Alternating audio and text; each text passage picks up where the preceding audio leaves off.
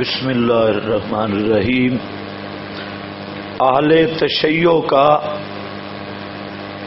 پہلا شبہ اور ان کی پہلی مزعومہ دلیل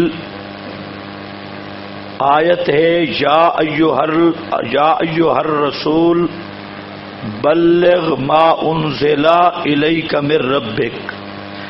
طریقہ استدلال یہ ہے کہ وہ کہتے ہیں کہ یہاں پر بلغ ما انزل سے مراد ہے خلافت علی، بلغ ما انزل سے مراد کیا ہے؟ خلافت، بولو، خلافت علی، علی کی خلافت۔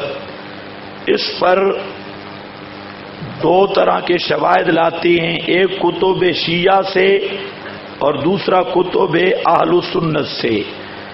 دلیل یہی ہے۔ اب اس آیت کو آپ ذرا غور سے دیکھ لیں، آیت نکال لیں، بلغ ما انزل الیک من ربک۔ اس میں حضرت علی کی بات ہے، کوئی نام نشان خلافت کا، خلافت بلا فاصل کا۔ تو جب آیت میں نہ علی کا تذکرہ، نہ خلافت کا، نہ خلافت بلا فصل کا، تو یہ کیسے دلیل بنے گی؟ دعویٰ ہے کہ حضرت علی خلیفہ بلا فصل ہے، اور الفاظ قرآن میں نہ علی کا تذکرہ ہے، نہ خلافت کا ہے، اور نہ خلافت بلا فاصل کا۔ تو پھر اہل تشیع کہتے ہیں پھر بلغ ما انزل، ما انزل، اس سے کیا مراد ہے؟ بلغ ما انزل الیک من ربک۔ تو ہم کہتے ہیں اس سے مراد ما انزل پورا قرآن ہے۔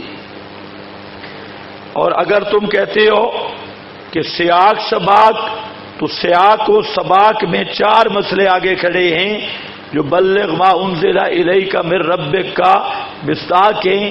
ایک مسئلہ پہلا، یا اہل الکتاب لستم علی شیء حتی تقیموا التوراۃ، اور دوسرا لقد کفر الذین قالوا ان اللہ هو المسیح ابن مریم، تیسرا لقد کفر الذین قالوا ان اللہ ثالث ثلاثہ، چوتھا کہ والذین واللہ هو السمیع العلیم افتعبدون من دون اللہ ما لا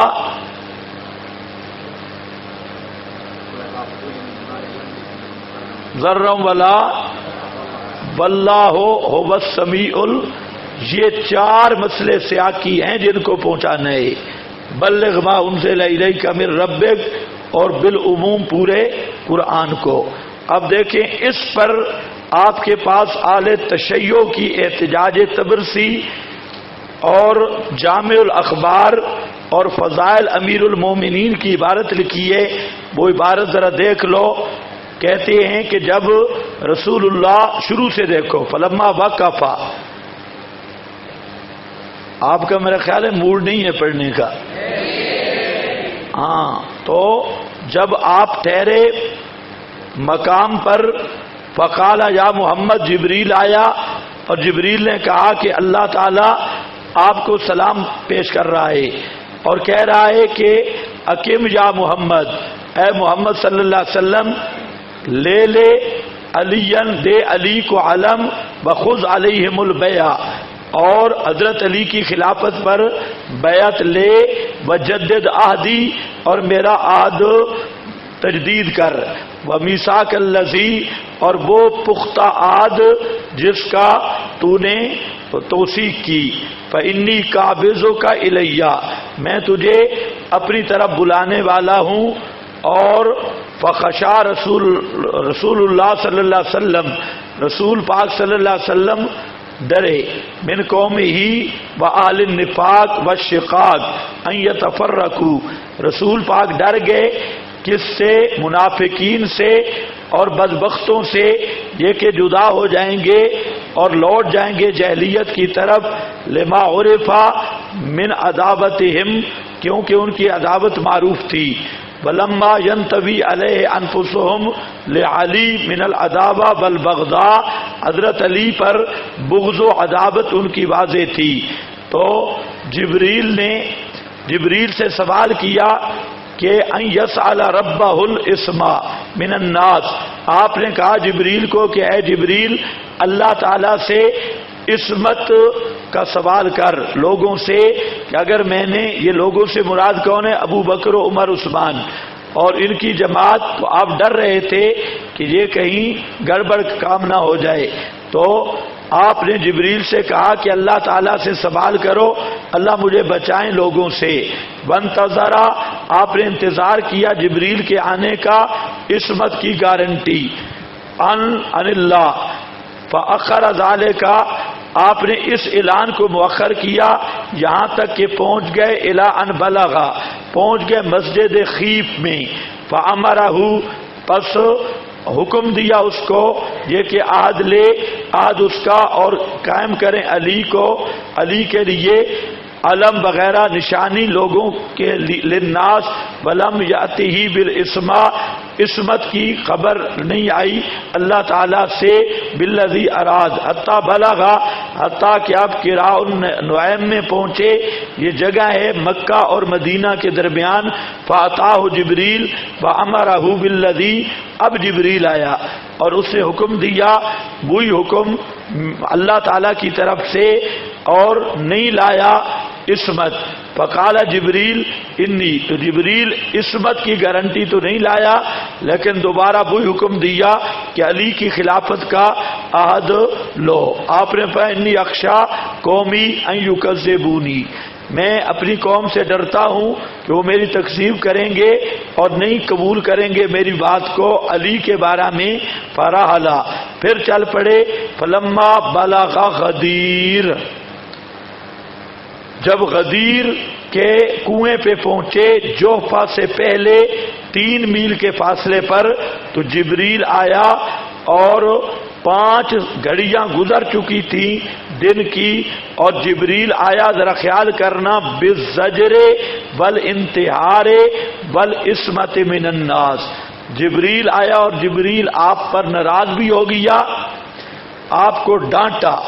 بھئی میں بار بار کہتا ہوں، اللہ فرما رہے ہیں ان سے علی کی خلافت کا عہد لے، نہ موقع میں عہد لیا، نہ جناب مسجد خیف میں موقع تھا تب ان سے خلافت علی کی بیعت لی، اور پھر اب آگے میدان مکہ و مدینہ وہاں پر بھی نہیں لیا، اور اب ہم پہنچے غدیر پر، خبردار ہیں بالزجر والانتحار، صحیح جبریل نے آپ کو ڈانٹا اور دھمکیاں دی، اور عصمت من الناس، تو آگے وہ آیت لایا، واللہ یعصمک من الناس، فقال یا محمد ان اللہ یعصمک من الناس، اللہ آپ کو بچائے گا لوگوں سے۔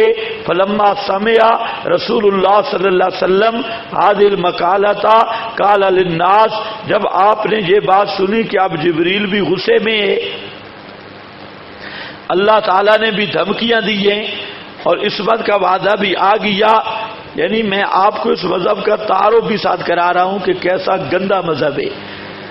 رسول پاک نے 3 دفعہ اعلان نہیں کیا اور جبریل دھمکیاں لے کے آیا، عصمت لے کے آیا، اب اعلان ہوا، اور اعلان بھی کیسا گول مول، آپ نے فرمایا اونٹنی بٹھا دو، اور فواللہ ما ابرأ من هذا المکان حتی ابلغ رسالت ربی، اس مقام سے میں نہیں اٹھوں گا جب تک میں اللہ کا پیغام نہ پہنچاؤں، اور یہ کہ امر کیا، آپ نے حکم دیا ان ينصب لهم منبرا، کہ منبر بنایا جائے لکڑیوں کا اور اونٹوں کے پلانوں کا، وصائدہا، اس روایت کو بڑے انداز سے پیش کرتا ہے یہ جو شیطان ہے وہ باندر،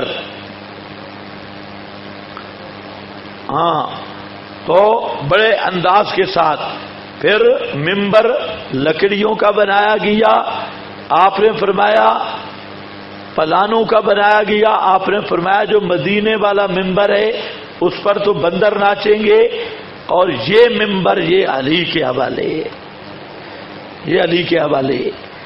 ہاں بھائی، من اکتاب الابل وصائدہا، اوپر چڑھے اور حضرت علی کو بھی ساتھ چڑھایا. وقام قائما وخطب خطبۃ بلیغا، آپ نے خطبہ دیا. ووعظ فیہا وزجر ثم قال، آپ نے ترغیب ترہیب دی. پھر آپ نے آخر کلام میں فرمایا یا ایھا الناس الست اولی بکم من انفسکم، کیا میں تمہارے قریبی نہیں ہوں، زیادہ حقدار نہیں تمہاری جانوں کا؟ فقالوا بلا یا رسول اللہ، انہوں نے کہا کیوں نہیں.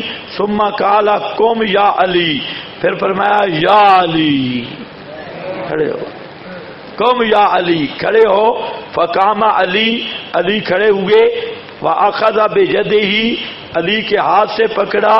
رفع، اور آپ نے ہاتھ بلند کیا اور وہ آپ کے بیاض، یہ ابتے، یہ بغلوں کا بیاض بھی نظر آنے لگا. اور آپ نے فرمایا الا من کنت مولاہ فہذا علی مولاہ، یہ اعلان ہوا من کنت مولاہ فہذا علی مولاہ، جس کا میں دوست اس کا علی دوست. اللہم وعل من والا ہو و آد من آدا ہو، اللہ جو علی سے پیار رکھے تو بھی اس کے ساتھ پیار رکھ، اور جو علی سے دشمنی رکھے تو بھی اس کے ساتھ دشمنی رکھ. اب یہ پوری روایت آپ کے سامنے ہے، اور یہ شیعہ کی کتاب ہے احتجاج طبرسی، باب احتجاج النبی یوم الغدیر، اور جامع الاخبار صفحہ 11 فصل 5، اور فضائل امیر المومنین. اور شیعہ کی سب لٹریچر میں یہ روایت وہ چوٹی کی روایت ہے جس کو شیعہ ذاکرین بھی بیان کرتے ہیں بڑے رو رو کر. اب ذرا بات سمجھو کہ کچھ اللہ نے عقل بھی دی ہے، کچھ انسان کی فطرت بھی ہے کہ جبریل 3 دفعہ آ رہا ہے اور کہتا ہے بلغ ما انزل الیک من ربک. اب آیت میں تو خلافت علی کی بات ہی کوئی نہیں، انہوں نے ساتھ چپر لگا لی. خلافت علی کا عہد لے، نبی پاک علیہ السلام ڈر رہے ہیں. جب آپ صفافی پہاڑی پہ گئے تھے تو آپ کا ساتھی بھی کوئی نہیں تھا، آپ مشرکوں سے ڈرے تھے؟ صفا کی پہاڑی پہ آپ گئے، مشرکوں سے نہیں ڈرے. احد بدر میں مشرکوں سے نہیں ڈرے. اور یہاں پر آپ نے جتنے پوری زندگی 23 سال نبوت کے آپ نے گزارے، اور کبھی ایک زندگی کا واقعہ نہیں کہ رسول اللہ صلی اللہ علیہ وسلم مخلوق سے ڈرے ہوں، ایک واقعہ بھی نہیں. حتیٰ کہ میدان جنگ میں کبھی آپ اکیلے بھی اترے تو آنن نبی لا کذب کا نعرہ لگا کر اترے، اور کبھی آپ صلی اللہ علیہ وسلم ڈرے نہیں ہیں اور قوم کو للکارتے ہیں کہ میں اللہ کا نبی ہوں، میں جھوٹا نہیں ہوں. تو وہ پیغمبر حضرت عثمان، ابو بکر، عمر سے ڈر گئے، اعلان کرتے ہوئے ڈرتے تھے. تو یہ اتنا بڑا الزام اور بہتان علی النبی ہے کہ جس پر اتنا ہی کہا جا سکتا ہے کہ اللہ کی لعنت ہو اس واقعہ گھڑنے والے پر. اس نے توہین رسالت کا ارتکاب کیا ہے. پیغمبر کریم تو کھلے دشمنوں سے نہیں ڈرتے، اور آج جناب ابو بکر عمر سے ڈر رہے ہیں. اور 3 دفعہ جبریل کہتا ہے کہ اللہ فرما رہے ہیں اعلان کرو، اور آگے سے کہتے ہیں کوئی گارنٹی دو تب میں اعلان کروں گا. اگر گارنٹی عصمت والی نہ ملے، یعنی لوگوں سے بچائے گا کون؟ پھر اس وقت تک اعلان نہیں کرتا. پھر تیسری دفعہ جبریل آیا، جبریل نے دھمکی بھی دی، زجر بھی کیا کہ اب حضرت علی کی خلافت کا عہد کرو اور اعلان کرو. تو آپ نے باز کیا، یہاں جو لفظ ہے وعظ فیہا وزجر، آپ نے ترغیب و ترہیب کا مضمون بیان کیا، لیکن حضرت کے علی کی خلافت کی بیعت بھی نہیں لی، اور حضرت علی کے خلیفہ بلا فصل ہونے کا واضح اعلان بھی نہیں کیا. ایک گول مول جملہ کہہ دیا کہ من کنت مولا ہو فہذا علی مولا ہو. تو مولا کے 17 معنی ہیں. اب نہ بیعت لی خلافت کی نہ کچھ، حالانکہ اوپر کیا تھا خذ علیہم البیع وجدد عہدی، اللہ کا حکم بقول ان کے یہ تھا کہ حضرت علی کی بیعت لو اور وہ میثاق پورا کرو. تو اتنی دھمکیوں کے باوجود بھی رسول پاک صلی اللہ علیہ وسلم نے حضرت علی کی بیعت بھی نہیں کروائی صحابہ سے، اور خلافت بلا فصل کا نام بھی نہیں لیا. ایک گول سا لفظ کہہ دیا من کنت مولا. کچھ سمجھ گئے کہ نہیں؟ جس کا خلافت بلا فصل کے ساتھ کوئی تعلق ہی نہیں ہے، تو یہ مذہب دراصل یہودیوں کا خلافت کی آڑ لے کر یہ بے ایمان اصل میں رسول کے دشمن ہیں اور پیغمبر کو بدنام کرتے ہیں۔ اب وہ حدیث کا ٹکڑا سمجھ آئے گا کہ من احبہم فبحبی ومن ابغضہم فب، اصل بغض رسول کا ہے۔ اب یہ روایت کم از کم کلمہ گو اس کا تصور ہی نہیں کر سکتا جو رسول پاک کی سیرت اس میں بیان کی گئی، اور 2 نمبری کا الزام رسول اللہ پہ لگایا گیا۔ اتنی 2 نمبری عام آدمی بھی کوئی نہیں کرتا، عام بازاری آدمی، عام مولوی بھی اس طرح 2 نمبری کوئی نہیں کرتا کہ اللہ کے رسول کے ذمہ جو بہتان لگایا گیا۔ اگر آپ سوچیں تو اس روایت کی ایک ایک کڑی عظمت مصطفیٰ کے خلاف ہے، آپ کی سیرت کے خلاف ہے، آپ کے مقام رفیع کے خلاف ہے، اور ایک ایک جملہ سے بے ادبی اور گستاخی کی ایسی سڑی ہوئی بدبو آ رہی ہے جس کا ناک بند بھی ہو بے ایمان کا، اس کو بھی یہ بو محسوس ہو۔ کوئی سمجھ گئے یا نہیں؟ اچھا، یہ ایک روایت۔ تو اب ذرا آپ اجرا بھی کرتے ہیں۔ میں نے آپ کو کیا کہا تھا، جب مدعی تو مدعی کے ذمہ دلیل اور تقریب تام کیسے ہوگی کہ علی کا لفظ ہو، خلافت بلا فاصل کا تعین ہو، جب تک قطعی نہ ہو خلافت ثابت ہی نہیں ہوگی۔ اب یہاں پر بھی ہمارا سوال ہوگا کہ آپ کا مستدل آیت ہے یا روایت ہے؟ اگر آپ کا مستدل آیت ہے تو الفاظ آیت سے پیش کرو، اور اگر آپ کا مستدل روایت ہے تو پھر وہ روایت کی قطعیت ثابت کرو۔ قطعی الثبوت، قطعی الدلالت بھی، یہ تمہاری کتابوں میں بھی یہ روایت قطعی الدلالت بھی نہیں اور قطعی الثبوت بھی نہیں۔ قطعی الدلالت تو اس لیے نہیں کہ یہاں پر مولا کا لفظ ہے، اور مولا کا لفظ محتمل 17 معنی کا ہے، اور مولا کا معنی چچا زاد بھی ہے، مولا کا معنی محبوب بھی ہے، مولا کا معنی دوست بھی ہے، مولا کا معنی سردار بھی ہے، مولا کا معنی غلام بھی ہے، غلام موالی مولا، مولا فلاں غلام عبد بھی ہے۔ تو مولا کے تو 17 معنی ہیں، تو یہاں مولا کا کون سا معنی کرو گے؟ تو یہاں بزرگوں قطعی الدلالت اور قطعی الثبوت کیا اس روایت کے ایک لفظ بتا رہا ہے یہ مبنی بر کذب اور جھوٹ ہے۔ یہ پہلی قطعی دلیل، دعویٰ بھی دیکھا، دلیل بھی دیکھی۔ اب دیکھو، آپ کے پاس کوئی جواب لکھیں۔ الجواب، روایت مذکورہ قطعی تو درکنار، خبر واحد صحیح بھی نہیں بلکہ بالکل موضوع ہے، جس سے اصول دین تو درکنار، فروع دین کا اثبات بھی صریح جہالت پر مبنی ہے۔ نمبر 2، روایت مذکورہ مبنی بر توہین رسالت اور تحریف قرآن ہے، تو کفر قائل و معتقد کی، کفر قائل و معتقد کی واضح دلیل ہے۔ یعنی ہم کہتے ہیں کہ اس روایت میں ایک تو رسول پاک کی توہین ہے، دوسرا بلغ خلافت علی، قرآن میں بلغ ما انزل الیک میں کوئی خلافت کا ذکر نہیں، اور روایت میں خلافت علی کو خواہ گھسیڑا گیا، تو یہ خلافت علی کی دلیل تو نہیں، البتہ مستدل کے کافر ہونے کی پکی دلیل ہے۔ آپ کو میری بات نہیں سمجھ آئی؟ یہ خلافت علی کی دلیل نہیں، جو مستدل ہے اس طرح استدلال کر رہا ہے، جو شیعہ مناظر ہے اس کے کافر ہونے کی مستقل دلیل ہے۔ نمبر 3، قرآن میں فی علی کے لفظ قطعا نہیں، راوی نے یہ لفظ بڑھا کر قرآن میں زیادتی کی، جو واضح کفر ہے۔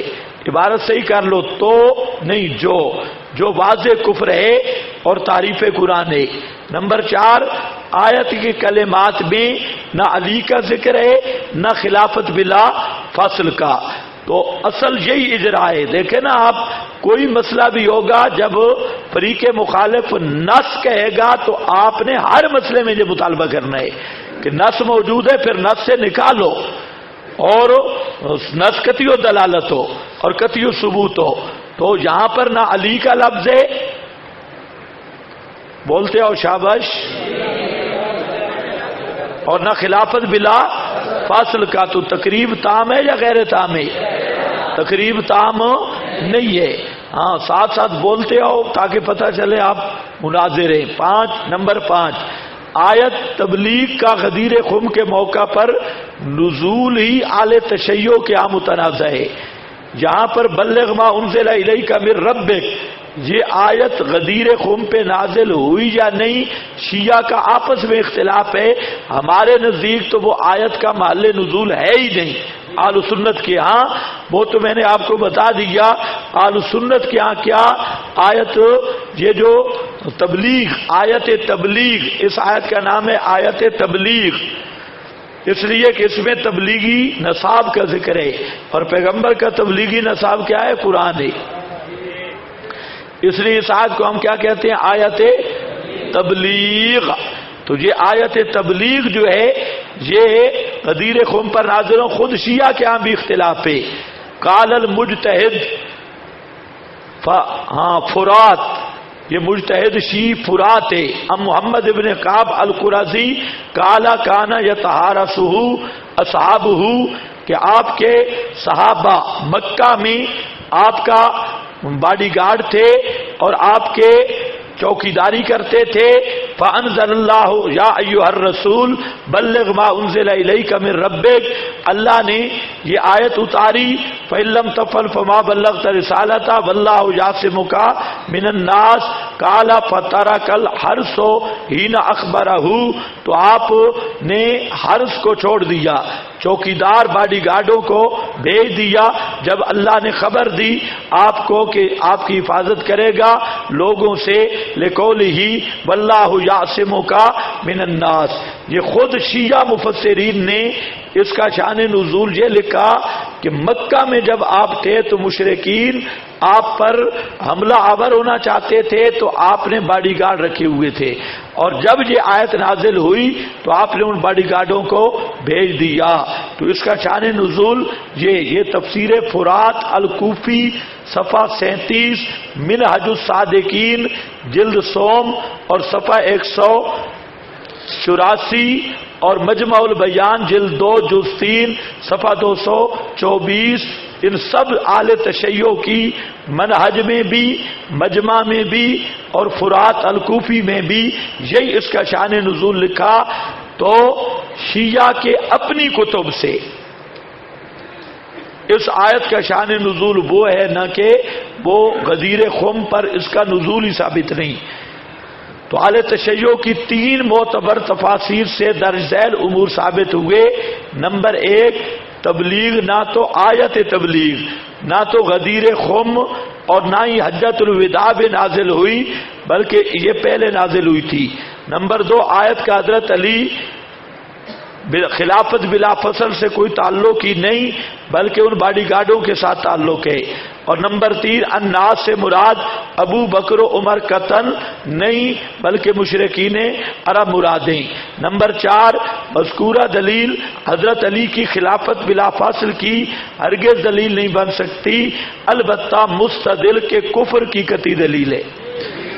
سوال، اہل سنت کا امام علامہ جلال الدین سیوطی لکھتا ہے، اخرجا ابن مردوے عن ابن مسعود قال كنا نقرأ على عهد رسول اللہ صلی اللہ علیہ وسلم یا ایھا الرسول بلغ ما انزل الیک ان علیا مولی المؤمنین، کہ آپ کے زمانے میں ہم قرآن جو پڑھتے تھے ان علیا مولی المؤمنین، کہ علی مولا ہے مومنوں کا. یہ وَإِن لَّمْ تَفْعَلْ فَمَا بَلَّغْتَ رِسَالَتَهْ وَاللَّهُ يَعْصِمُكَ مِنَ النَّاسِ. یہ ہے جناب آپ کے امام سیوطی کی در منصور جلد 2 صفحہ 298. کوئی سمجھ آئیے کہ نہیں آئی؟ تو اب یہ پہلا حوالہ ان کی اپنی کتب کا تھا، دوسرا حوالہ کتب اہل سنت سے.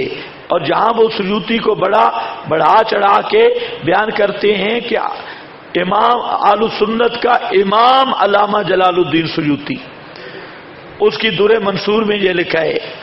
تو الجواب، نمبر ایک، نہ تو سیوطی امام اہل سنت ہے بلکہ وہ ایک حاتب اللیل شخصیت ہے، اور نہ ہی ان کا قول شرعی دلیل ہے۔ تو سمجھ گیا یا نہیں؟ یہاں میرے ساتھ سب چلیں گے انشاءاللہ، ایک دو مسئلے میں پیچھے ہٹتے ہیں، باقی سب میرے ساتھ چلتے ہیں۔ یہاں پر سب کہتے ہیں سیوطی موجوتی کا کوئی حیثیت نہیں ہے، سیوطی کو صرف امام بناتے ہیں مردوں سے باتیں کرانے کے لیے، باقی جہاں سیوطی آ جائے تو سارے سیوطی۔ اب دیکھیں یہ روایت سیوطی کی اس گکھڑوی پارٹی اور ماسٹری پارٹی کو کہو ذرا مان کے دکھاؤ، اور تم کہتے سیوطی نے 75 مرتبہ عالم بیداری میں زیارت کی ہے رسول پاک کی، تو میں کہتا ہوں کہ بڑا افسوس ہے سیوطی پر کہ 75 مرتبہ بھی زیارت کی لیکن قرآن کی تفسیر رسول سے نہیں پوچھی، روایتوں کے پیچھے لگا رہا۔ اگر قرآن کی تفسیر پوچھتا تو ایسا گند نہ کرتا در منصور میں۔ اب یہ روایت لانے کی کیا ضرورت ہے سیوطی کو؟ لیکن اخراجہ فلانا اور خراجہ فلانا اور خروج دخول، بس ایسی روایتوں پہ لگا رہا۔ تو ہم اہل سنت کا امام نہیں مانتے سیوطی کو، یہ کوئی اہل سنت کا امام نہیں، اور اس کی بات کوئی شرعی دلیل نہیں ہے۔ نمبر دو، تمام اہل تشیع کو چیلنج ہے کہ اس روایت کا تواتر ثابت کیجیے، اگر کسی شیعہ میں ہمت ہو تو اس روایت کا تواتر ثابت کر کے منہ مانگا انعام وصول کرے۔ اس کا پہلے تواتر یعنی قطعیت فی الثبوت، اور دوسرا قطعیت فی الدلالت، اور اگر تواتر ثابت نہیں کر سکتا اور یقیناً نہیں کر سکتا تو اس موضوع روایت کو اصول دین کے اس بات میں پیش کرنے کی حماقت سے باز آ جاؤ۔ نمبر تین، ابن مردویہ ابو بکر احمد بن موسیٰ اصفہانی المتوفا 410 ہجری، حضرت عبداللہ بن مسعود تک سند کے راوی اور ان کی ثقات ثابت کرنا کسی شیعہ کے بس کا روگ نہیں۔ حضرت عبداللہ بن مسعود پہلی صدی کے ہیں، اور یہ کب آ رہا ہے؟ 410 میں فوت ہوا، درمیان میں اتنے صدیوں کے جنگل ہیں، تو اخراجہ ابن مردویہ تو نہیں بن سکتا۔ اب ابن مردویہ ملا تھا حضرت عبداللہ ابن مسعود کو، تو یہ درمیان میں اتنے کالے جنگل ہیں، ان کو کوئی شیعہ طے کر ہی نہیں سکتا۔ سند کے راوی ان کی ثقات ثابت کرنا کسی شیعہ کے بس کا روگ نہیں، تو اس قسم کی بے سند روایات سے عقیدہ ثابت کرنا جہالت و غوایت لفظ ہے، غوایت کی انتہا نہیں تو اور کیا ہے۔ نمبر چار، اس روایت کے قائلین اور اس سے مستدلین نسکتی انا نحن نزلنا الذکر وانا لہ لحافظون کا سری منکر اور نقص فی القرآن کا قائل ہو کر زندیق اور مرتد ہے کہ قرآن پاک میں یہ لفظ موجود نہیں، اور جو کہتا ہے یہ لفظ موجود تھے تو اس کا مطلب ہے کہ وہ کہنا چاہتا ہے قرآن میں کچھ کمی ہوئی ہے اور کچھ لفظ گرائے گئے، اور جو قرآن کے کمی بیشی کا قائل ہو تو وہ مسلمان ہوگا یا کافر؟ شبہ نمبر دو، بس یہ پہلی جو بنیاد ہے بلغ آیت تبلیغ، یہ سب سے وزنی دلیل وہ پیش کرتے ہیں خلافت علی پر۔ اس پر ذرا سوچتے آؤ، تقریب تام وغیرہ، اور میں نے جواب تو دے دیا لیکن یہ میرا مقصد آپ کی اجرا کروانا ہے تاکہ آپ کا مسائل پر اجرا ہو جائے اور استعداد پیدا ہو، اس لیے میں آگے لمبی بات کر رہا ہوں۔ شبہ نمبر دو، قال رسول اللہ صلی اللہ علیہ وسلم من کنت مولا ہو فعلی، جو جس کا میں مولا اس کا علی مولا۔ اچھا، یہ اس میں بھی آ گیا ان کی دلیل میں بھی، لیکن اس کو مستقل پیش کرتے ہیں کتب اہل سنت سے، تو اس پر بھی شابش پہلا جواب اب آپ کو سمجھنا چاہیے کہ یہ روایت قطعی ثبوت بھی نہیں، قطعی دلالت ہی نہیں، اور جب مسئلہ اصول دین کا ہے تو کون سی روایت چاہیے؟ قطعی ثبوت بھی ہو، قطعی دلالت بھی ہو۔ یہ خبر واحد ہے اور مانن محتمل ہے، اس لیے اس روایت کو خلافت پہ پیش کرنا یہ پرلے درجے کی حماقت ہے۔ الجواب نمبر 1، یہ روایت نہ قطعی الثبوت ہے نہ ہی قطعی الدلالت، لہذا اس سے اصول دین پر استدلال نری روایت اور ضلالت ہونے کے ساتھ اس بات دعویٰ میں عجز کی روشن دلیل ہے۔ ایسی روایت پیش کرنے کا مطلب ہے کہ کوئی دلیل اور موجود نہیں ہے۔ اگر کوئی دلیل ہوتی شیعہ کے پاس وہ بیان کرتا۔ ایسی روایتوں کو پیش کرنے کا ایک واضح اس بات کی دلیل ہے کہ شیعہ بیچاروں کے پاس اپنے دعویٰ کی کوئی دلیل نہیں ہے، اس لیے ایسے پہ۔ نمبر 2، روایت کا شان ورود دیکھیں، البدایہ والنہایہ جلد 5 صفحہ 208 اور 209، بسبب ما کان صدر منہ الیہم من المعدلہ التی ظنہا معدلہ بھی پڑھ سکتے ہو، بعضہم جورا۔ تو حضرت علی کو بات سمجھے، حضرت علی رضی اللہ تعالی عنہ کو رسول اللہ صلی اللہ علیہ وسلم نے یمن کی طرف ذمہ دار بنا کے بھیجا، اور وہاں حضرت علی سے بعض ایسے افعال سرزد ہوئے جو صحابہ کو اس پر اعتراض ہوا کہ بعض لونڈیوں کے مسائل تھے، بعض ایسے افعال ہوئے کہ بعض صحابہ کو اس پہ اعتراض ہوا کہ یہ حضرت علی کے شایان شان نہیں تھے۔ جب واپس آئے تو اسی مقام غدیر کے قریب حضرت نبی پاک علیہ السلام سے ملاقات ہوئی صحابہ کی، تو صحابہ نے حضرت علی کی شکایت کی تو آپ کو غصہ آیا اور آپ نے وہاں خطبہ دیا اور آپ نے فرمایا خبردار یہ جو حضرت علی کی شکایتیں کر رہے ہو یہ شکایات مت کرو، جو علی سے مجھ سے محبت رکھتا ہے وہ علی سے بھی محبت رکھے، جو مجھ سے محبت رکھتا ہے وہ علی سے بھی محبت۔ تو اصل اس روایت کا شان ورود ہی یہ ہے کہ حضرت علی کے خلاف بعض الزامات تھے تو آپ صلی اللہ علیہ وسلم نے ان الزامات کو دور کیا۔ تو یہ سارا آپ کے پاس لکھا ہوا ہے۔ جب آپ بیان مناسک سے فارغ ہوئے اور مدینہ کی طرف گئے، فی اثناء الطریق، وہی اثناء طریق غدیر خم میں، وہاں اسی مقام پہ کھڑے ہوئے، فخطب خطبۃ عظیمۃ فی الیوم الثامن عشر من ذی الحجہ، اس سال، اور یہ غدیر خم ایک درخت کے نیچے، اور اس میں آپ نے کئی چیزیں بیان کی، من فضل علی، حضرت علی کا فضل، و امانت ہی و عدل ہی و قربتن الیہ ما ذاخا بھی ما کانا فی نفوس کثیر من الناس من ہو۔ تو آپ نے وہ چیزیں ظاہر کی جو بہت سارے لوگوں کے ذہن میں بات تھی۔ تو اس کا شان ورود یہ ہے۔ نمبر 3، تمام اہل تشیع کو ہمارا چیلنج ہے کہ لفظ مولا، یہ تو ہے روایت پہ باز، اب درایت پہ کہ دلالت پہ، کہ لفظ مولا کا معنی کسی لغت کی کتاب میں خلیفہ بلا فصل دکھا دیں، کہ لغت کی کتاب میں مولا کا معنی کیا ہو؟ خلیفہ بلا فصل۔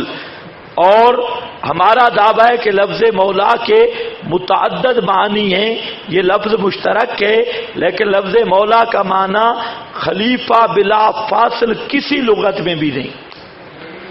یہ بات سمجھو، مشترک ہے، کئی معنی ہیں، لیکن خلیفہ بلا فاصل والا معنی اس کے اشتراک میں بھی نہیں ہے۔ بھئی احتمال کبھی یہ ہوتا ہے کہ اور معنی بھی ہوں، یہ معنی بھی ہو، لیکن ہم کہتے ہیں پوری دنیا لغت اٹھا کے دیکھو، خلیفہ بلا فاصل مولا کا معنی کسی لغت میں نہیں۔ اگر شیعہ میں جرأت ہو تو لفظ مولا کا معنی کسی لغت سے خلیفہ بلا فاصل نکال کے دیں، فَإِن لَّمْ تَفْعَلُوا وَلَن تَفْعَلُوا فَاتَّقُوا النَّارَ۔ نیز روایت کے سیاق و سباق سے جہاں مولا کا معنی دوست اور محبوب کے متعین ہیں، کیوں کہ وہاں پر آگے آ رہا ہے اللہم والبم والا ہو، اللہ تو بھی اس سے محبت کر جو علی سے محبت کرے، تو اس سے دشمنی رکھ جو علی سے دشمنی رکھے۔ تو اعدے اور والے یہ سیاق بتا رہا ہے کہ یہاں مولا کا معنی کیا ہے؟ دوست۔ سمجھ رہے کہ نہیں سمجھ رہے؟ اس کے بعد آپ کے پاس لکھی ہیں کچھ تائیدات کہ لفظ ولی، لفظ مولا، یہ لفظ مترادف، ولی ہو یا مولا، اور ان کے متعدد معنی ہیں، ان کا معنی خلیفہ بلا فصل کوئی بھی نہیں۔ جیسے فرمایا والمؤمنین والمؤمنات بعضهم اولیاء، تو کیا بعض کے خلیفہ بلا فصل ہیں؟ والذین کفروا بعضهم اولیاء بعض، تو جہاں پر بھی اولیاء کا لفظ ہے اور بعض کے اولیاء ہیں، کیا معنی کریں گے شیعوں والا؟ بعض کے خلیفہ بلا فصل ہیں۔ والولی والموالی فی کلام العرب واحد، باقی رہ گیا ولی اور مولی، مولا، موالی کلام عرب میں ایک ہیں، اور وہ دلیل ہے بأن اللہ مولا الذین آمنوا وأن الکافرین لا مولا لهم، اللہ مولا ہے مومنوں کا اور کافروں کا کوئی مولا نہیں۔ اب شیعوں والا معنی کرو، اللہ خلیفہ بلا فصل ہے مومنوں کا، مولا کا معنی خلیفہ بلا فصل ہو تو پھر اللہ کی خلافت کا مسئلہ چلے گا کہ اللہ خلیفہ ہے اور کافروں کا کوئی خلیفہ بلا فصل نہیں۔ اے لا ولی لہم وہم عبیدہ وہو مولاہم انما ارادہ لا ولی لہم، یہ تو درمیان میں نے بطور فائدہ کے لکھا کہ ولی اور مولا ایک ہی ہے، تو اوپر جو آپ نے اولیاء پڑھا نا تو ایک ہی معنی ہے۔ آگے فرمایا اللہ ولی الذین آمنوا یخرجہم من الظلمات الی، تو جہاں لفظ ولی ہے اور لفظ ولی مولا ایک ہے یا فرق ہے؟ ایک ہے، تو اب کیا معنی کرو گے؟ اللہ خلیفہ بلا فصل ہے۔ اسی طرح من یتولی اللہ ورسولہ والذین آمنوا، تو من یتولی اللہ کا شیعہ والا معنی ہوگا اللہ بھی خلیفہ بلا فصل، اور جو اللہ کو خلیفہ بلا فصل بنائے اور رسول کو خلیفہ بلا فصل بنائے تو یہ معنی ہم کو والا بنے گا۔ تو خیر، اس پر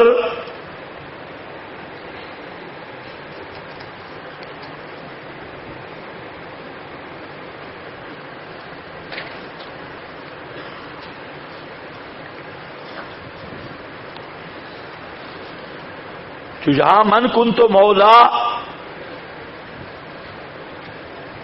یہ اسی موالی کے معنی میں ہے بس، اور کوئی بھی نہیں، دوست محبوب کے معنی میں۔ جہاں پر بھی طارق جمیل مبلغ نے ایک بہت بڑا بکواس کیا اور بہت بڑا جھوٹ بولا، اس کا پورا نیٹ پہ کلپ موجود ہے، کہتا ہے کہ شیعہ جو مولا کہتے ہیں وہ ٹھیک کہتے ہیں، شیعہ جو حضرت علی کو مولا کہتے ہیں وہ ٹھیک کہتے ہیں، شیعہ جو حضرت علی کو مولا کہتے ہیں مولا علی وہ کیا کہتے ہیں؟ ٹھیک۔ آپ نے دیکھ لیا شیعہ علی کو مولا کس معنی میں کہتے ہیں؟ خلیفہ بلا فاصل۔ یہ اس کا نیٹ پہ کلم موجود ہے، کہتے ہیں جو شیعہ مولا علی کہتے ہیں وہ ٹھیک کہتے ہیں، علی مولا، مولا علی، علی مولا۔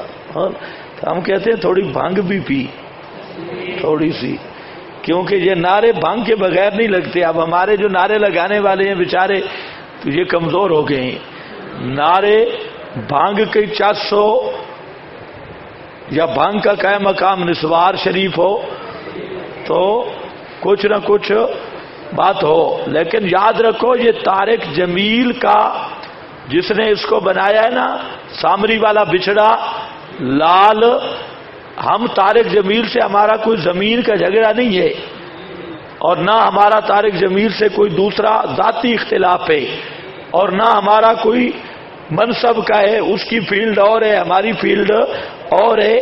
میں اس لیے بات کر رہا ہوں، مجھے کیا فائدہ روزہ رکھ کر اور آپ کے سامنے ممبر پہ بیٹھ کے ایسی بات کرنا، اس لیے کہ میں سمجھتا ہوں دیانتداری سے کہ طارق جمیل سے بڑا فتنہ پرور اس وقت مسلمانوں میں اور کوئی نہیں ہے، سب سے بڑا فتنہ باز ہے۔ اور میں اس لیے کہہ رہا ہوں، اب دیکھیں نا، فتنہ اس لیے یہ بڑا فتنہ ہے کہ لوگوں کو اس کی میٹھی آواز اور فصاحت، سلاست اور چرب زبانی سے لوگ متاثر ہیں۔ اب وہ جو زہر اگلتا ہے تو صرف ایک آدمی تک نہیں جاتا، وہ پورے امت کا ایک طبقہ اس کو قبول کرتا ہے، اور اس کی بات کا رد کرنا عوام میں اتنا مشکل۔ عوام تو عوام، آپ میں جو کچے کچے تالے بلے بیٹھے ہیں، ان کا بھی ایک دفعہ دماغ خراب ہو جاتا ہے کہ وہ جی اتنے بڑے بزرگ کے خلاف، وہ اتنا بڑا بزرگ نہیں، یاد رکھو وہ اتنا بڑا بے ایمان ہے کہ جس کی نظیر امت مسلمہ میں نہیں ہے۔ اور اب یہ دیکھیں علی شیعہ جو مولا علی کہتے ہیں وہ ٹھیک ہے، یہ معمولی بات ہے۔ اب شیعوں نے اس چیز کو اتنا اچھالا، آپ تو چلو طالب علم میں جو نیوٹرل طبقہ ہے 80% لوگ خالی و ذہن ہیں، اب انہوں جب سنیں گے تو طارق جمیل نے بھی تائید کر دی شیعہ جو مولا علی کہتے ہیں ٹھیک، تو اب شیعہ مذہب کی اشاعت ہوگی یا نہیں ہوگی؟ زبردست طریقے پہ ہوگی، معمولی نہیں ہوگی۔ تو شیعہ جو مولا علی کہتے ہیں وہ کفر کی بنیاد پہ کہتی ہے، وہ صحیح نہیں۔ اگر طارق جمیل بھی اس معنی میں مولا علی کہتا ہے تو اس کے بھی زندیق ہونے میں کوئی شک نہیں ہے۔ یہ کون سی بات ہے شیعہ مولا علی ٹھیک کہتی ہیں؟ باقاعدہ جناب آیا۔ اب شبہ نمبر 3، تیسری دلیل آ رہی ہے۔ اب ذرا آپ اندازہ کر لیں دعویٰ کیا ہے، دلیل کیا ہے۔ اور یہ اس لیے میں کہہ رہا ہوں کہ ہمیشہ شیعہ آپ کو مدعی بنائیں گے، تو میں کہتا ہوں کہ آپ یہ بات ذہن میں رکھ لیں کہ مسئلہ تمہارا مدعی ہم بن جائیں، مسئلہ تم کہتے ہو حضرت علی خلیفہ بلا فصل اور بات منصوص ہے، ہمارا تو قبضہ ہے 1400 سال سے خلافت پر، ہمیں ثابت کرنے کی کیا ضرورت ہے؟ ہمارے خلفاء کے پیچھے حضرت علی نے نمازیں پڑھی، حضرت حسن حسین نے نمازیں پڑھی، سب اسی شورا نے قبول کیا، حضرت علی نے بیعت کی، حضرت حسن حسین نے بیعت رہے، اور وہی شورا جس شورا کے متعلق ہمارا قرآن کہتا ہے اولئک هم الصادقون اولئک هم الراشدون اولئک هم المؤمنون حقا، ہمارے پاس ان کے ایمان صدق کی گارنٹی موجود ہے، اسی شورا نے ان کو منتخب کیا۔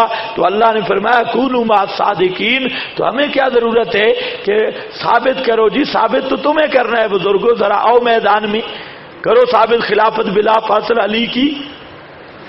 اب آئی دلیل ان اشرکتا لئن اشرکتا لَيَحْبَطَنَّ عَمَلُكَ، اگر تو نے شرک کیا تیرے عمل برباد ہو جائیں گے، وَلَتَكُونَنَّ مِنَ الْخَاسِرِينَ، البتہ ہو جائے گا تو نقصان اٹھانے والوں سے۔ یہ تفسیر صافی کمی میں انل باقر سب اعلی تشیعوں نے اس آیت سے استدلال کیا، مقبول دہلوی نے بھی کیا، انہوں نے بھی، اور کمی جو ہے یہ شیعہ مذہب کی بنیاد ہے۔ انل باقر انہ سئل عن هذه الآیہ، امام باقر سے اس آیت کے بارے میں پوچھا گیا، فقال تفسیرها، اس کی تفسیر یہ ہے لأن امرت بولایت احد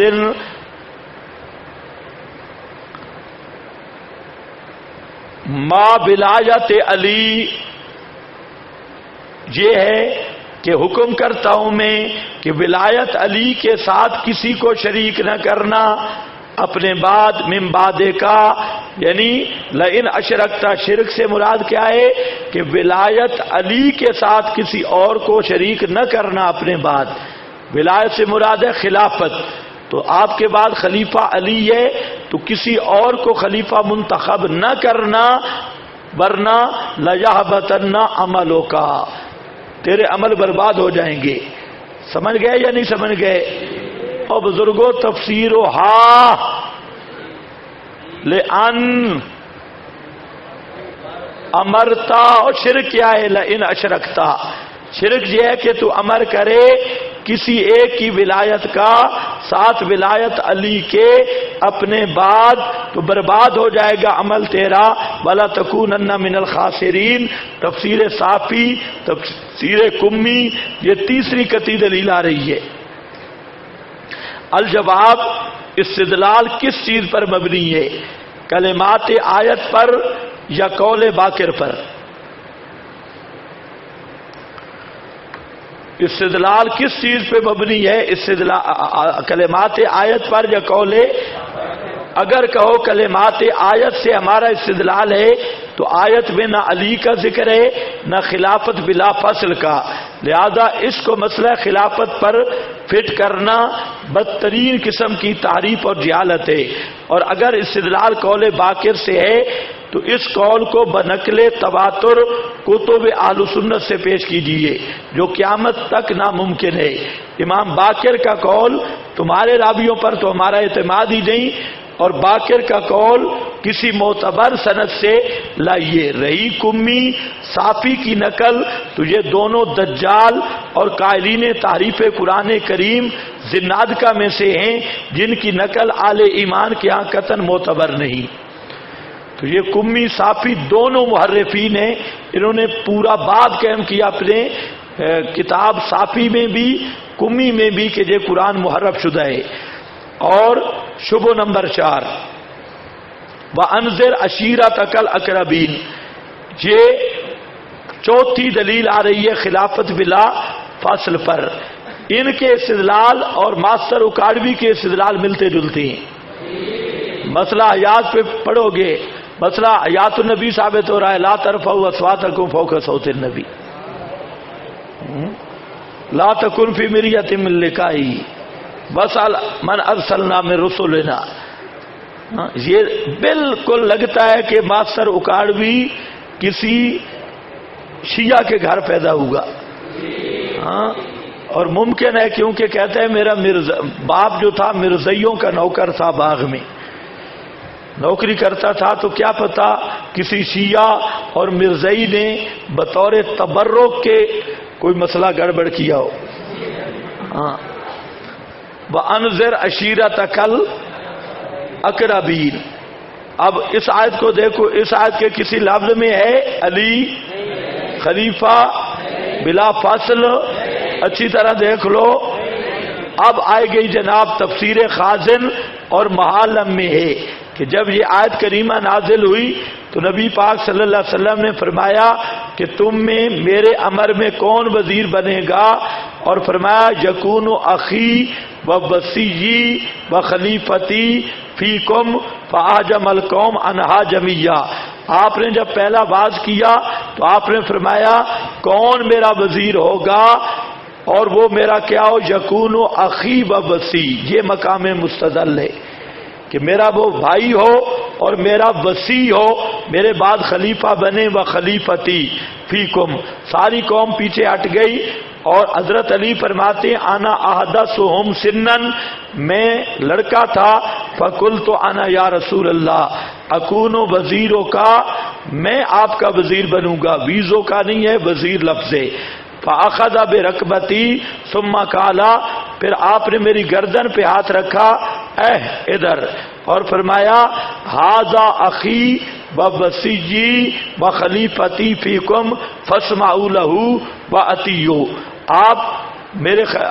آپ نے فرمایا کہ یہ میرا بھائی ہے، میرا وصی ہے، میرا خلیفہ ہے، تم میں فاسمعوا لہ و اطیعوا، اس کی بات مانو اور اطاعت کرو۔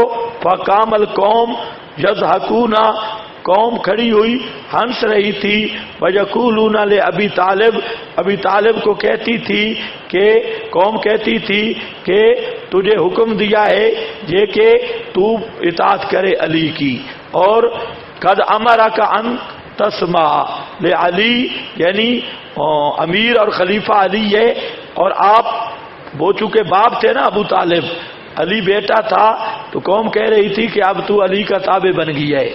تو یہ روایت لایا تفسیر معالم التنزیل جلد 3 صفحہ 484۔ تو اب روایت کا ٹکڑا ساتھ ملا کر انذر عشیرتک الاقربین سے خلافت علی پر دلیل لایا۔ الجواب نمبر 1، استدلال آیت سے ہے یا روایت سے؟ وہ جواب ہوگا استدلال آیت سے، یا اگر آیت سے ہے تو آیت میں خلافت بلا فصل کا اشارہ تک بھی نہیں، اور اگر روایت سے ہے تو اہل تشیع پر لازم ہے اس کا تواتر ثابت کریں جو ان کے لیے یوم حساب تک ناممکن ہے. تو پھر تقریب کیسی؟ نمبر 2، اس روایت کی سند جو ہے روا محمد بن اسحاق.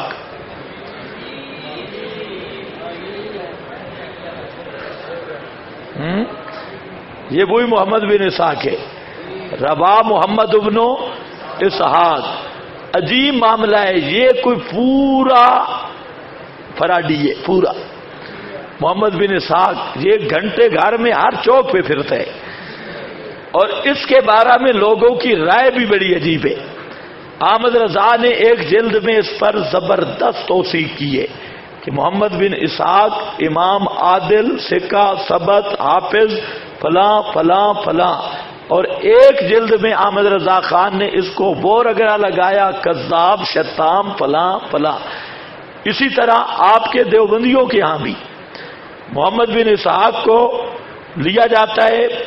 مولوی سرفراز خان نے آثر الکلام میں اس کا رگڑے نکال دیے، اور جو بعد والے دیوبندی ہیں وہ اس کو اپنا باپ مان رہے ہیں. محمد بن اسحاق بڑا اچھا آدمی ہے. اسی طرح یہ کوئی عجیب عجوبہ ہے، یہاں پر بھی وہی چھپا ہے محمد بن اسحاق. ربا محمد بن اسحاق ان عبد الغفار بن قاسم ان منہال ابن عامر. او بابا بھی آ گئی ہے. ہاں، ان عبداللہ ابن حارث بن عبد المطلب ان عبداللہ ابن عباس ان علی ابن ابی طالب. یہ سند ہے. تو سند جان بوجھ کے میں نے لکھی ہے کہ آپ کا کوئی تعارف بھی ہو کہ یہ حضرات کہاں کہاں پھرتے ہیں. تو اس روایت کا ایک راوی محمد ابن اسحاق ہے جو مدلس ہونے کے ساتھ دجال بھی ہے. یہ میزان الاعتدال وغیرہ اس پر آپ کے پاس آ رہا ہے شبہات خصم. اور اس روایت میں ایک راوی ہے عبد الغفار بن قاسم، جس کے بارے میں علامہ پٹنی ہندی فرماتے ہیں عبد الغفار بن قاسم وہ کون ہے؟ لفظ ہیں ان کے متروکن شیعیون. متروکن شیعیون، متروک ہے اور شیعہ ہے. یضاؤ، اور اس کی روایات کی باقاعدہ فیکٹری تھی. یضاؤ روایات وضع کرتا تھا، بھیڑا کرتا تھا. قانون الموضوعات صفحہ 270. اور علامہ ابن حجر فرماتے ہیں عبد الغفار بن قاسم ہوبا رافضی لیس بثقۃ ویقال من رؤوس شیعہ. یہ عین کے ساتھ نہیں ہے، غلط لکھا ہے. من رؤوس، اور راس کی جمع نہیں، رؤوس.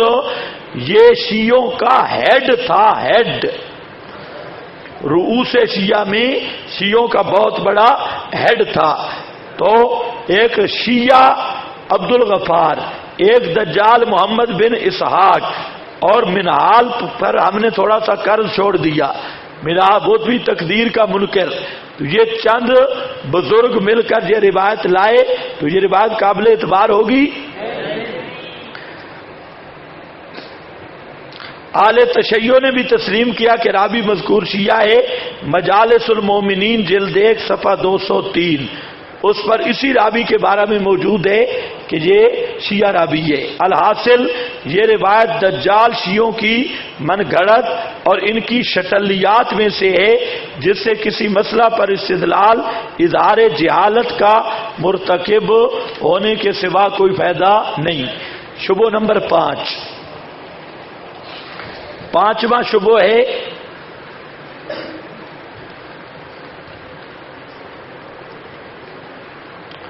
وَتِلْكَ حُجَّتُنَا آتَيْنَاهَا ابراہیم عَلَىٰ قَوْمِهِ.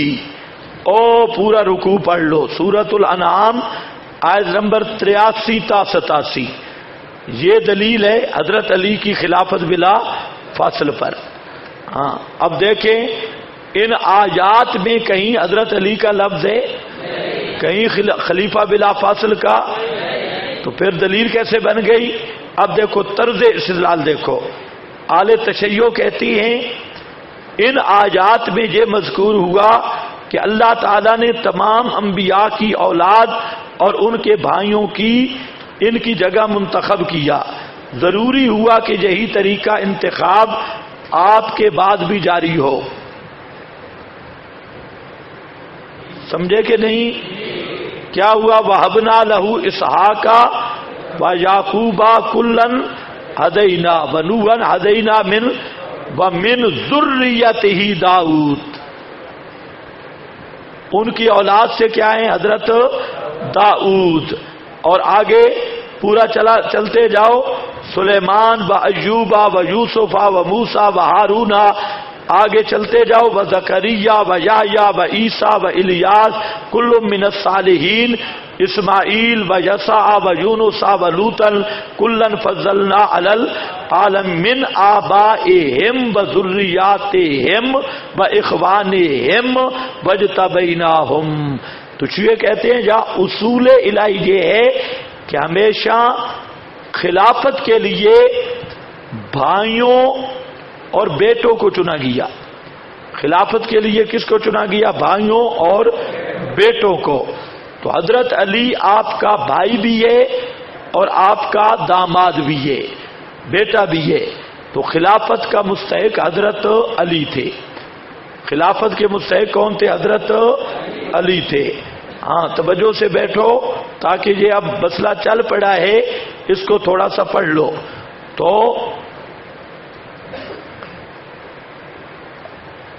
آپ کے بعد بھی جاری ہو. یہ تب ہو سکتا ہے کہ آپ کی خلافت آپ کے بھائیوں یا آپ کی اولاد کے لیے ہی ہو، اور ظاہر بات ہے کہ آپ کی حقیقی نرینہ اولاد آپ کے بعد نہیں تھی، البتہ آپ کے بھائی حضرت علی کے بعد موجود تھے. تو آپ کے بعد حضرت علی کا خلیفہ ہونا ہی ان آیات کے مقاصد کی تکمیل ہے اور تعمیل ہے. یہ ایتے تب پوری ہوں گی. الجواب نمبر 1، ان آیات میں نہ حضرت علی کا ذکر ہے نہ ہی خلافت بلا فاصل متنازع فی کا ذکر ہے، لہذا ان آیات سے خلافت بلا فاصل کا اثبات کرنا مذہبی دہشت گردی ہے. نمبر 2، حضرت علی آپ کے حقیقی بھائی قطعاً نہیں، ورنہ نکاح سیدہ بطول درست نہیں ہوگا. حضرت علی آپ کے مجازی اور دینی بھائی ہیں، اور یہ شرف حضرت علی کے ساتھ خاص نہیں بلکہ ابو بکر، عمر، عثمان کو بھی حاصل ہے. فلہذا خلافت علی بلا فصل پر استدلال کیسا کہ آپ کے حقیقی بھائی تو ہیں نہیں. بھائی کس معنی میں ہیں؟ دینی بھائی یا قومی بھائی، نسبی حقیقی نہیں. تو یہ تو حضرت ابو بکر، عمر، عثمان کو بھی یہ شرف حاصل ہے. تو سمجھ گئے یا نہیں؟ نمبر 2، حضرت علی آپ اچھا ہو گیا. تو اب آگے اما ترضا ان تکون منی بمنزلت ہارون من موسیٰ. لفظ ہے بھائی، بن موسیٰ نہیں، من موسیٰ الا انہ لا نبی بعدی. یہ روایت ہے بخاری میں. اب اس کا پس منظر ذرا سمجھ لو. حضرت نبی کریم صلی اللہ علیہ وسلم نے تبوک کے سفر پہ تشریف لے گئے اور سفر فرمایا، اور مدینہ منورہ میں حضرت علی کو نائب بنایا، ذمہ داری دی، امیر بنایا. منافقین نے تان کیے کہ دیکھو خود جہاد پہ گئے، علی کو ساتھ نہیں لے گئے. حضرت علی نے سن لیا. حضرت علی مدینہ سے چل پڑے اور راستے پہ نبی کریم علیہ السلام سے جا ملے اور فرمایا کہ یا رسول اللہ، آپ مجھے عورتوں اور بچوں میں چھوڑ کے جا رہے ہیں، مجھے جہاد پہ کیوں نہیں ساتھ لے جاتے؟ تو آپ نے فرمایا اما ترضا، کیا تو اس پہ خوش نہیں ہے کہ جیسے موسیٰ کوہ طور پہ گئے تھے حضرت ہارون کو اپنی قوم کا ذمہ دار بنا کے، تو اس میں کوئی حضرت ہارون کی توہین نہیں تھی، اسی طرح میں تجھے اپنی قوم مدینہ میں مقرر کر کے جا رہا ہوں، تو اس میں آپ توہین نہ سمجھے. تیرا درجہ میں نے وہی رکھا ہے جو موسیٰ نے حضرت ہارون کو درجہ دیا تھا، تو اس میں کوئی تنقیص والا پہلو نہیں تھا، تو یہاں پر بھی کوئی تنقیص والا پہلو نہیں. تو یہ ہے. باقی نمبر 2، ہم کہتے ہیں کہ یہ خلافت بلا فاصل کی یہ حضرت علی کے خلیفہ بلا فاصل نہ ہونے کی دلیل ہے. کیا کہہ رہا ہوں کہ حضرت علی کی خلافت بلا فاصل ہونے کی دلیل نہیں بلکہ خلیفہ بلا فاصل نہ ہونے کی دلیل ہے. وہ کیسے کہ حضرت ہارون حضرت موسیٰ کی زندگی میں فوت ہوئے اور حضرت موسیٰ کا خلیفہ بلا فاصل یوشع بن نون ہے. تو مشبہ بھی وجہ تشبیہ یہ بنے گی کہ جس طرح حضرت ہارون حضرت موسیٰ کے زندگی میں تو عارضی طور پہ نائب بنے تھے لیکن موت کے بعد خلیفہ بلا فاصل نہیں، اسی طرح تم بھی زندگی میں عارضی طور پہ مدینہ کے امیر ہو اور ہارون کی طرح میری موت کے بعد تم خلیفہ بلا فاصل نہیں ہو. تو یہ تو خلافت بلا فاصل نہ ہونے کی دلیل ہے نہ کہ ہونے کی دلیل. سمجھ گئے یا نہیں؟ کیونکہ میں نے آپ کو بتایا کہ حضرت ہارون عارضی خلیفہ بنے تھے زندگی میں لیکن موت کے بعد کا خلیفہ کون ہے؟ یوشع بن نون. اور اس پہ شیعہ سنی متفق ہیں، یہ اتفاقی مسئلہ ہے، تمام کتب شیعہ سنی میں موجود مسئلہ ہے. تو حضرت علی کو بھی آپ نے مدینہ میں عارضی امیر مقرر کیا تو آپ نے یہی بتا دیا کہ جیسے ہارون آپ کی وفات کے بعد آپ کے خلیفہ بلا فاصل نہیں، آپ بھی میرے خلیفہ بلا فاصل نہیں ہیں. یہ ہے، سمجھ گئے یا نہیں؟ ہاں. اما ترضا یہ نیابت آپ کی حیات میں غزوہ تبوک کے موقع پر مدینہ منورہ کی نیابت ہے اور ما بن نزا خلافت بلا فاصل بعد وفات رسول اللہ ہے جس کا اس روایت میں ذکر تک نہیں. نمبر 2 یہ روایت حضرت علی کی خلافت بلا فاصل کی نفی کی زبردست دلیل ہے کیونکہ حضرت ہارون حضرت موسیٰ کے خلیفہ بلا فاصل نہیں بلکہ حضرت موسیٰ کے خلیفہ بلا فاصل یوشع بن نون ہے. تفسیر فرات صفحہ 65 اور اسی طرح حاشیہ مقبول اور اسی طرح ان کی سب دیگر منہج الصادقین سب میں موجود ہے. اور نمبر 3 حیات رسول میں نیابت مدینہ حضرت علی کے ساتھ خاص بھی نہیں بلکہ حضرت عبداللہ ابن ام مکتوم وغیرہ دیگر صحابہ کو بھی یہ شرف حاصل ہے، یہ کوئی خاص خصوصیت بھی نہیں ہے. شبہ نمبر 7ویں دلیل حضرت علی کی خلافت بلا فاصل کی. اچھا یہ اما ترضا یہ متواتر بھی نہیں، قطعی و ثبوت بھی نہیں، قطعی و دلالت بھی نہیں، وہ جواب بھی اس میں جاری ہوگا. انما ولیکم اللہ ورسولہ والذین آمنوا الذین یقیمون الصلاۃ ویؤتون الزکاۃ وہم راکعون.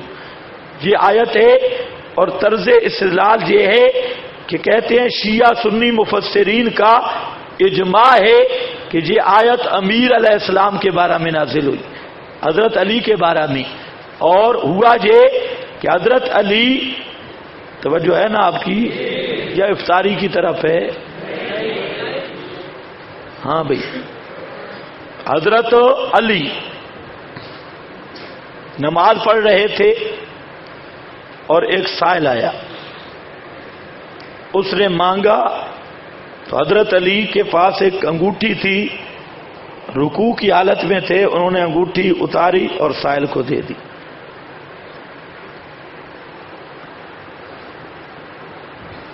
تو یہ آیت نازل ہوئی وہم راکعون، جو زکوٰۃ دیتے ہیں اس حال میں کہ وہ رکوع کرنے والے، زکوٰۃ دیتے ہیں اس حال میں کہ وہ رکوع کرنے والے ہوں. تو یہ آیت آئی تو اب پتہ چل گیا انما ولیکم اللہ ورسولہ. تو والذین آمنوا سے مراد کون ہے؟ حضرت علی. تو اللہ نے فرمایا اللہ تمہارا ولی ہے، رسول تمہارا ولی ہے اور مومن تمہارے ولی ہیں. اور کون مومن؟ جو رکوع میں زکوٰۃ دے. کون مومن؟ جو اور رکوع میں زکوٰۃ دینے والا مومن صرف علی ہے. تو معلوم ہوتا ہے کہ صرف علی کو ولی کہا گیا. تو بات تو پھر بھی ثابت نہیں ہوئی. ولی کہا گیا، ولی کا معنی خلیفہ بلا فضل تمہارا باپ کہیں سے لائے گا؟ اتنا جھوٹ بول کے بھی بات تو نہیں بنی. اور ہماری بات بن گئی.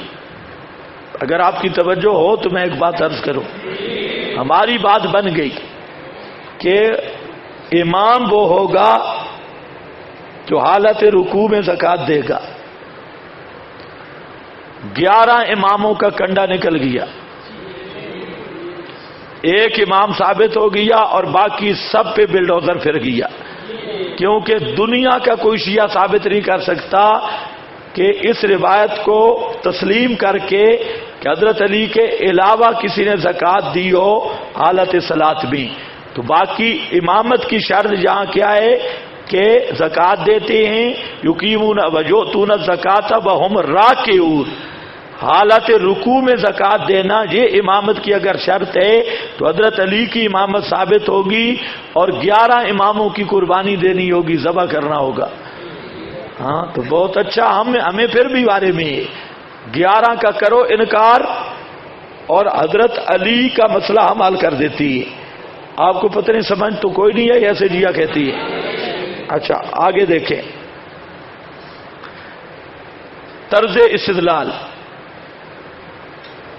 شیعہ سنی پہلی چیز شیعہ سنی مفسرین کا اجماع کہ یہ آیت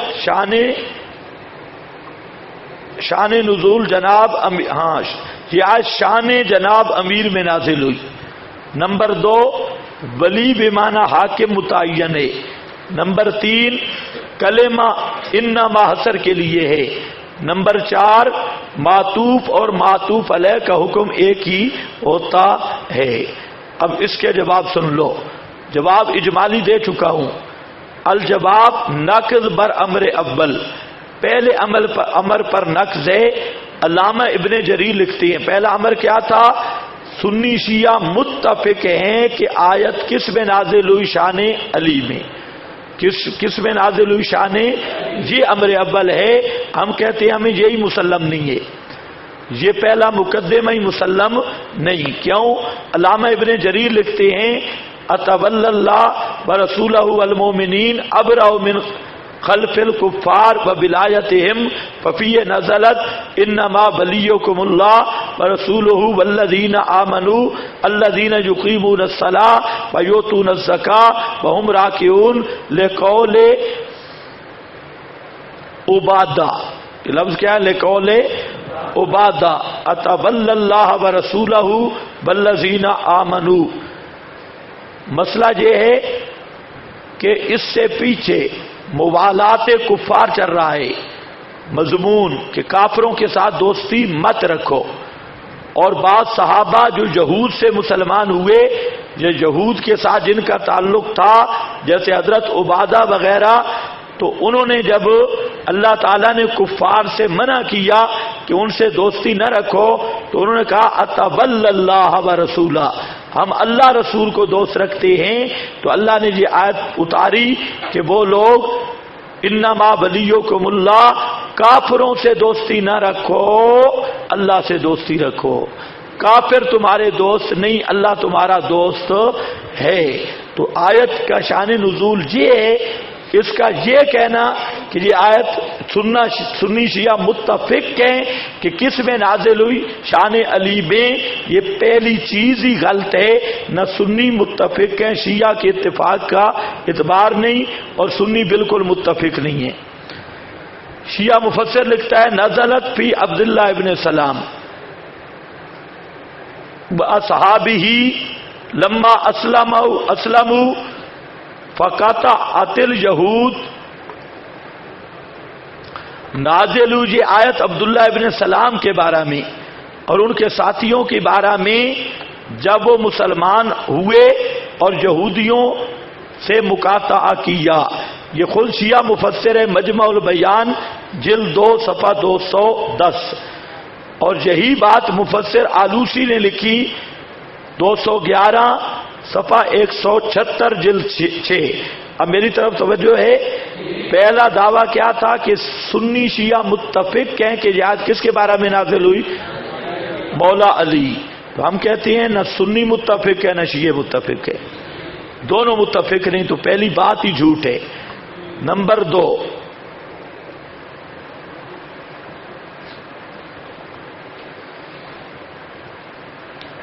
بس باقی میں سمجھا چکا ہوں. اور حال وغیرہ کا ضابطہ ہے کہ جب دو چیزوں کے بعد حال آئے متعدد اشیاء کے بعد تو سب سے ہوتا ہے. اور جہاں رکوع کا معنی اصطلاحی نہیں بلکہ معنی ہے یقیمون الصلاۃ ویؤتون الزکاۃ، زکوٰۃ دیتے ہیں، نماز پڑھتے ہیں، زکوٰۃ دیتے ہیں، اس حال میں کہ عاجزی کرنے والے ہوتی ہے. اس حال میں کہ کیا ہوتے ہیں؟ عاجزی کرنے والے ہوتے ہیں. نماز میں بھی اور زکوٰۃ میں بھی تکبر نہیں کرتے، عجز کرتے ہیں. باقی آیت کا مقام اپنا ہے کہ اور جو روایتیں وغیرہ ہیں یہ سب شاذ اور ضعیف قسم کی روایات ہیں کہ حضرت علی کی نماز والی. اور باقی یہ بھی ہے کہ نماز کے اندر زکوٰۃ دینا یہ فعل محمود ہے یا مذموم ہے؟ یہ تو خشوع خضوع کے بھی خلاف ہے اور عمل کثیر ہے. انگوٹھی اتارنا دینا تو پھر تو نماز ٹوٹنی چاہیے. اور تیسری بات ہے کہ حضرت علی صاحب نصاب تھے ہی نہیں. کیا کہہ رہا ہوں؟ صاحب نصاب تھے ہی. اور چوتھی بات ہے کہ یہ انگوٹھی والا واقعہ نرا جھوٹ ہے، نرا بکواس ہے. جھوٹ بھی نہیں، نرا بکتیشن ہے. اس کی سند کوئی بھی نہیں.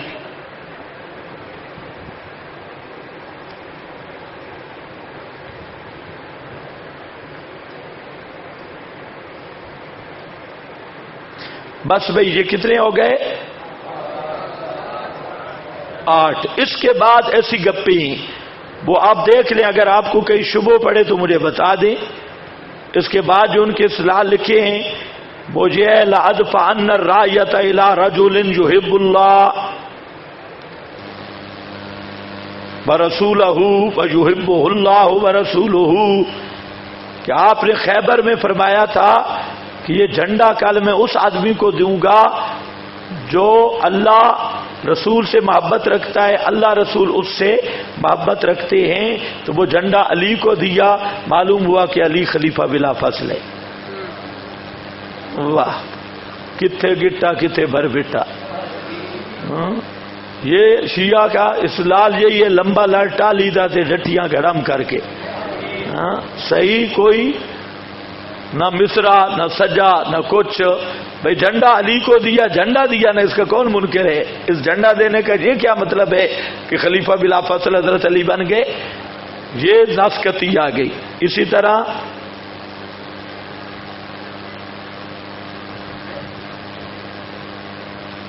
اس کا آگے میں نے لکھا ہے میں نے کہا حضرت علی کو تو صرف اتنا فرمایا نا یحب اللہ ورسولہ، اور حضرت صدیق کے بارے میں فرمایا اللہم صلی علی ابی بکر فإنہ یحبک ویحب رسولک. او بزرگو، اگر اتنے لفظ سے خلافت بلا فصل ثابت ہو جاتی ہے نا، یحب اللہ ورسولہ، تو حضرت صدیق کے بارے میں آپ نے کیا فرمایا؟ اللہم صلی علی ابی بکر فإنہ یحبک ویحب رسولک. اللہم صلی علی عمر فإنہ یحبک ویحب رسولک. اللہم صلی علی عثمان فإنہ یحبک ویحب رسولک. اللہم صلی علی عبیدہ فإنہ یحبک ویحب رسولک. اللہم صلی علی عمرو انہ یحبک ویحب رسولک. تو یہ تو موطا مالک وغیرہ میں موجود ہے. اگر اتنے لفظ سے خلیفہ بلا فصل ثابت ہوتا ہے تو یہ سارے پھر خلفاء بلا فصل ہے. اس کے بعد آپ کے پاس ہے حضرت اسامہ کے بارے میں حب رسول اللہ فکلمہ اسامہ فقال لا تشفع فی حد من حدود اللہ. اور نیچے لکھا ہے وہ مخزومیہ نے چوری کی تھی. بزرگوں، آپ کا ذہن اب دسترخوان کی طرف ہے.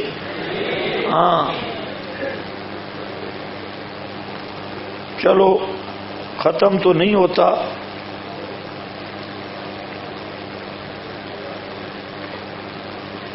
اس بات آیت تک پہنچتے پہنچتے ابھی ایک صفحہ باقی ہے.